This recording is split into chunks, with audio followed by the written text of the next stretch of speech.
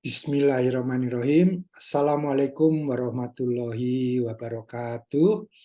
Teman-teman, sahabat BRIT, profesional muda, bersama ini dari saya membawakan, saya Gatot Widayanto membawakan dari riset BRIT ya, mencoba menjawab tantangan atau pertanyaan terkait dengan pentingnya sistem mutu di dalam bisnis. Nah, ini kami siapkan ya beberapa slide yang membantu kita dan kita kembali ke basic sebetulnya ya, karena memang kalau kita bicara mutu sebetulnya hanya ada tiga tokoh ya, tokoh dunia gitu ya, Deming, kemudian Juron sama Cosby ya, Philip Cosby.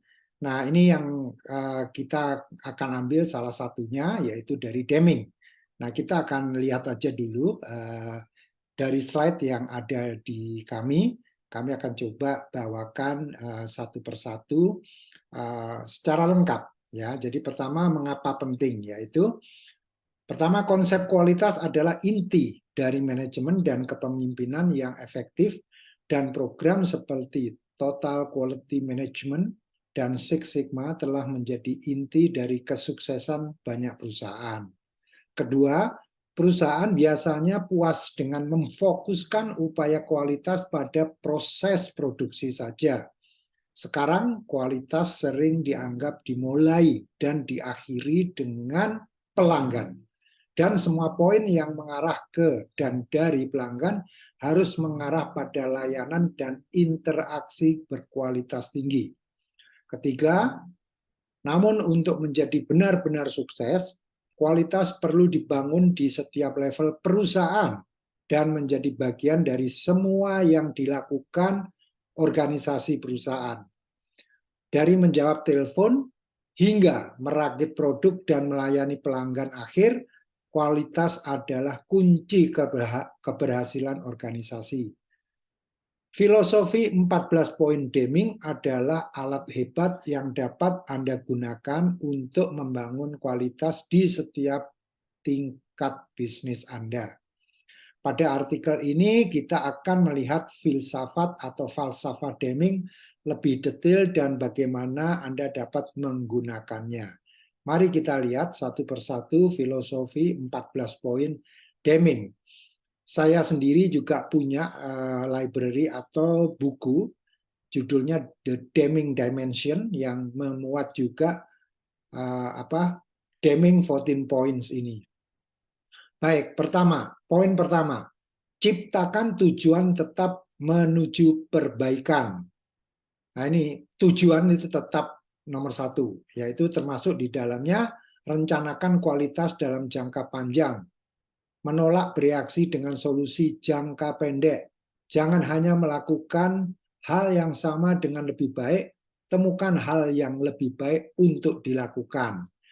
Kemudian, memprediksi dan bersiap untuk tantangan masa depan dan selalu memiliki tujuan untuk menjadi lebih baik. Kedua, mengadopsi falsafah baru. Rangkullah kualitas di seluruh organisasi, prioritaskan kebutuhan pelanggan Anda daripada bereaksi terhadap tekanan persaingan, dan rancang produk dan layanan untuk memenuhi kebutuhan tersebut. Jadi fokusnya jangan pada persaingan ya, tapi lebih kepada bagaimana memenuhi kebutuhan pelanggan. Kemudian bersiaplah untuk perubahan besar dalam cara bisnis yang dilakukan. Ini tentang memimpin, bukan hanya mengelola. To lead, not to manage ya. Kemudian ciptakan visi kualitas Anda dan implementasikan. Itu yang poin kedua. Kita menuju ke poin yang ketiga, berhenti bergantung pada inspeksi, yaitu inspeksi mahal dan tidak dapat diandalkan, dan mereka tidak meningkatkan kualitas. Mereka hanya menemukan kekurangan kualitas. Membangun kualitas ke dalam proses dari awal sampai akhir. Jangan hanya menemukan kesalahan Anda, hilangkan semua kesalahan. Gunakan metode pengendalian statistik, bukan inspeksi fisik saja, untuk membuktikan bahwa proses tersebut bekerja. Poin keempat, gunakan pemasok tunggal untuk satu barang apa saja. Kualitas bergantung pada konsistensi. Semakin sedikit variasi yang Anda miliki dalam input, maka semakin sedikit variasi yang Anda miliki dalam output. Lihatlah pemasok sebagai mitra Anda dalam kualitas. Dorong mereka untuk meluangkan waktu untuk meningkatkan kualitas mereka sendiri. Mereka tidak boleh bersaing untuk bisnis Anda hanya berdasarkan harga. Analisis total biaya untuk Anda bukan hanya biaya awal produk. Gunakan statistik kualitas untuk memastikan pemasok memenuhi standar kualitas Anda. Poin kelima, tingkatkan secara konstan dan selamanya. Terus tingkatkan sistem dan proses Anda. Deming mempromosikan pendekatan Plan, Do, Check, Act (PDCA) untuk proses analisis dan perbaikan. Tekankan pelatihan dan pendidikan sehingga setiap orang dapat melakukan pekerjaan mereka dengan lebih baik. Gunakan Kaizen sebagai model untuk mengurangi pemborosan dan untuk meningkatkan produktivitas, efektivitas, dan keamanan. Poin keenam, gunakan pelatihan di tempat kerja. Latih konsistensi untuk membantu mengurangi variasi. Membangun dasar pengetahuan umum. Biarkan pekerja memahami peran mereka dalam gambaran besar, big picture.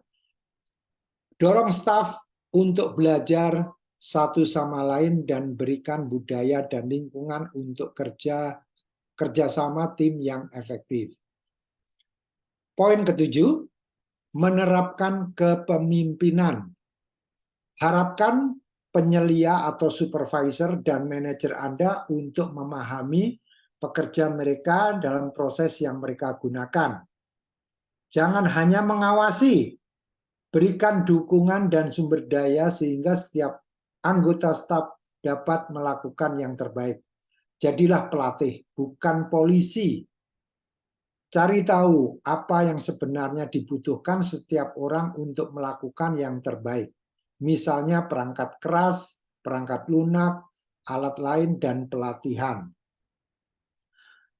Tekankan pentingnya manajemen partisipatif dan kepemimpinan transformasional.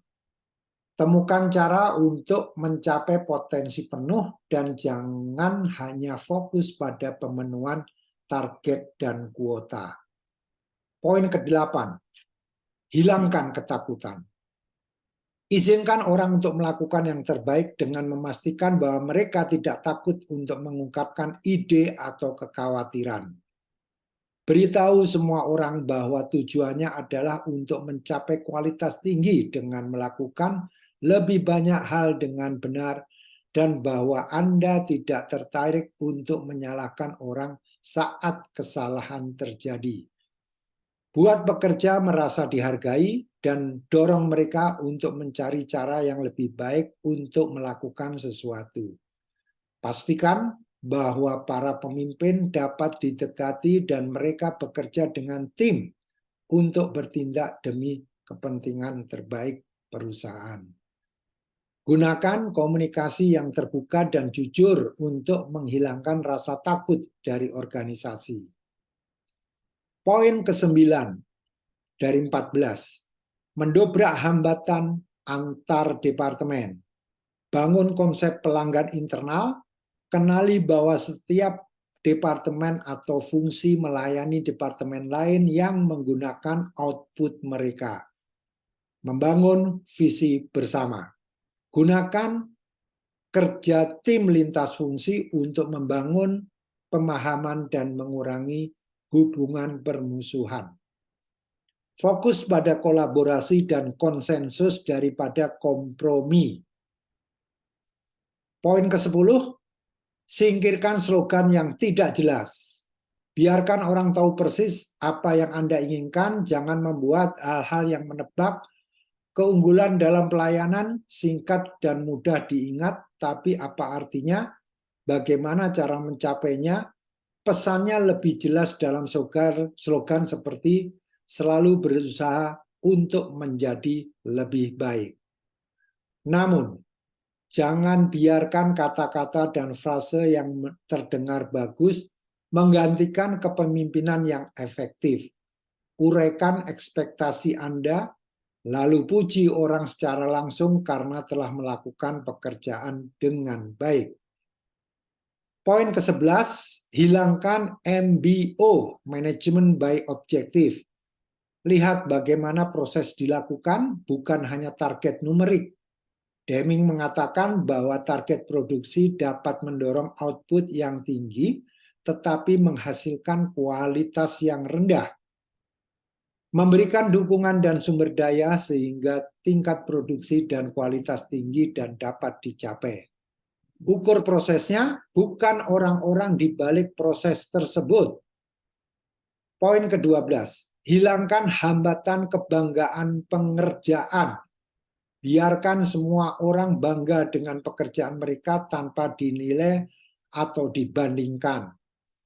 Perlakukan pekerja secara setara dan jangan membuat mereka bersaing dengan rekan kerja untuk mendapatkan uang atau imbalan lainnya. Seiring waktu, sistem mutu secara alami akan menaikkan tingkat pekerjaan setiap orang ke tingkat yang sama tingginya. Poin ke-13, melaksanakan pendidikan dan pengembangan diri.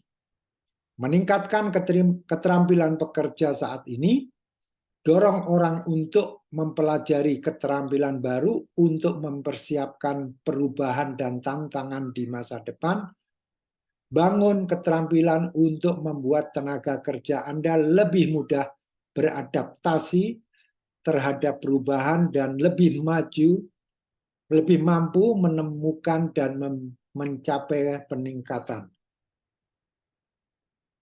Poin ke-14 atau terakhir, jadikan transformasi pekerjaan setiap orang.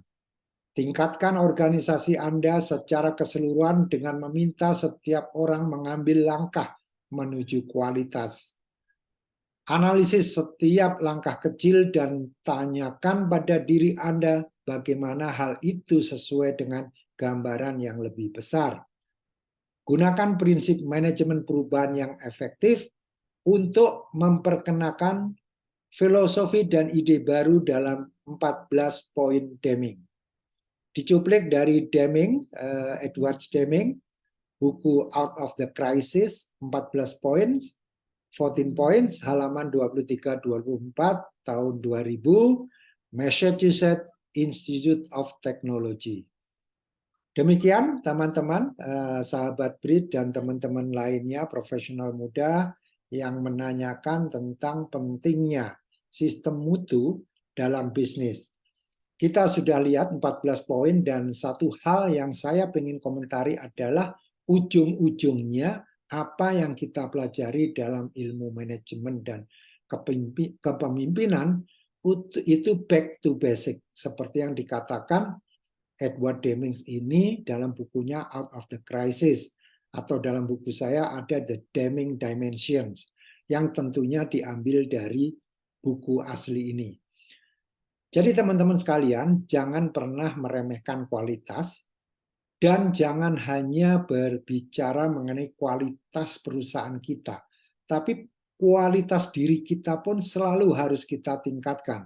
Selalu ada ruang untuk melakukan peningkatan kualitas.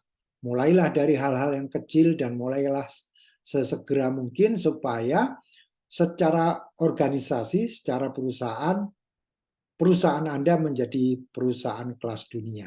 Demikian, semoga bermanfaat. Assalamualaikum warahmatullahi wabarakatuh.